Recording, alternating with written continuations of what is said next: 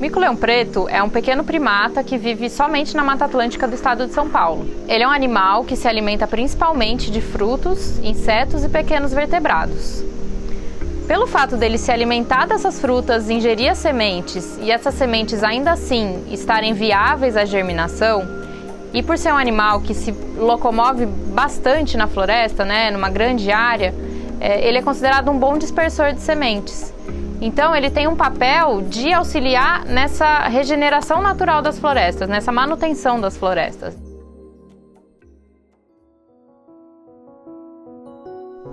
A Mata Atlântica, ela vem passando por um processo de devastação e de fragmentação desde que o Brasil foi descoberto. E não é diferente do que aconteceu aqui no estado de São Paulo, que é a área onde o mico-leão preto vive. As florestas que existem hoje, elas estão concentradas em fragmentos de floresta, que a gente fala. São áreas de floresta isoladas e reduzidas e que, por consequência, diminui o tamanho das populações de animais que vivem nesses locais. E isso aconteceu com o mico-leão preto. Quando a população fica muito reduzida, a gente enfrenta um problema que é a baixa variabilidade genética desses indivíduos que fazem parte da população. E quando a variabilidade genética é baixa, esses animais eles têm mais dificuldade de se adaptar às mudanças que estão acontecendo no ambiente, entre elas as mudanças climáticas que a gente tem enfrentado. Isso faz com que a população tenha um risco maior de desaparecer no futuro. Para ajudar essas pequenas populações, a gente tem algumas estratégias que a gente desenvolve. Uma delas, que é uma estratégia de longo prazo, é o estabelecimento de corredores de floresta. Então, o plantio de extensões de floresta conectando esses fragmentos que existem para que a gente possibilite que essas populações que estão isoladas, em um determinado momento, daqui 20, 30, 40 anos, estejam novamente conectadas. Mas essa é uma estratégia de longo prazo.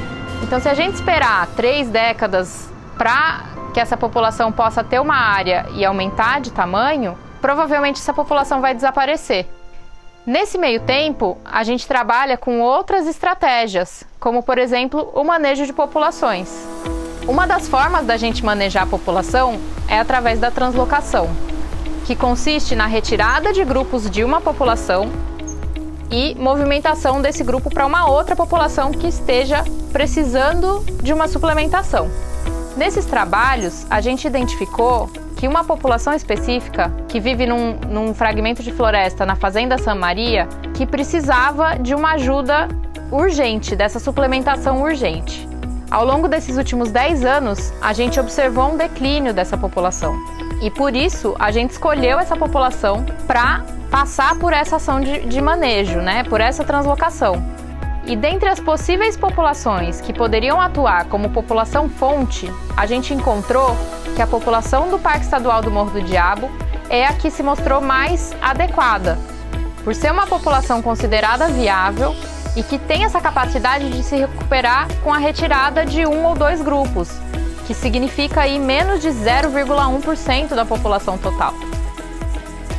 Em um primeiro momento, a gente espera que o grupo translocado ele explore bastante essa área e num segundo momento, os indivíduos subadultos que compõem esse grupo, eles devem sair do grupo em busca de novos parceiros, de formar novos grupos. Então, esse na verdade, é o grande objetivo. A partir desse momento, eles vão parear com indivíduos que já residem, que já são dessa população e posteriormente vão ter suas crias, ter filhotes, que é o grande objetivo da translocação. A gente tem então um aumento da variabilidade genética nesse fragmento.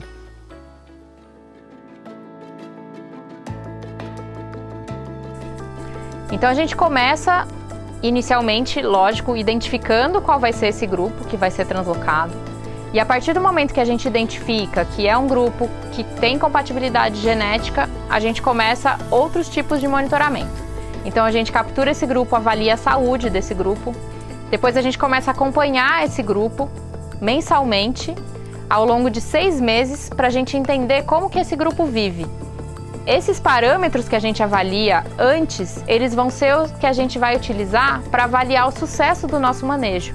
Então, o mesmo monitoramento que a gente faz antes, a gente realiza depois, para que a gente consiga comparar as duas coisas.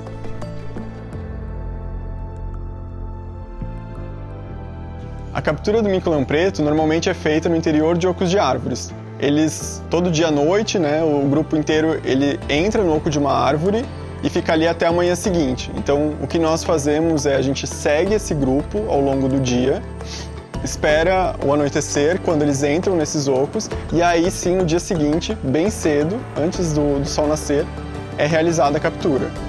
E a partir daí, a gente usando todos os EPIs, né, os equipamentos de proteção individual, máscaras, luvas, a gente também se equipa para não ter o risco de transmissão de doenças, por exemplo. E aí esses animais eles são então colocados em sacos de pano, eles são avaliados do ponto de vista sanitário, é realizada a coleta de amostras biológicas e aí foram destinados para caixas de transporte.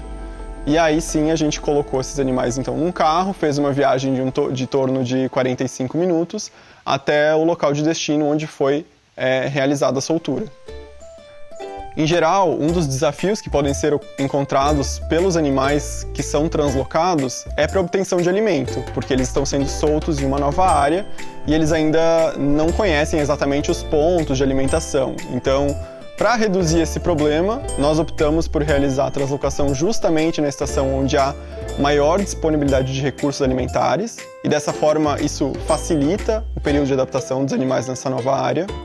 Pode haver competição com os outros indivíduos, outros micos que já residem nesse local, mas nós identificamos vazios que existem no fragmento. Então, por meio do estudo com bioacústica, né, com os gravadores, nós conseguimos identificar áreas onde há ou que são pouco ocupadas pelos micos-leões residentes e nós fizemos a soltura justamente nesses locais.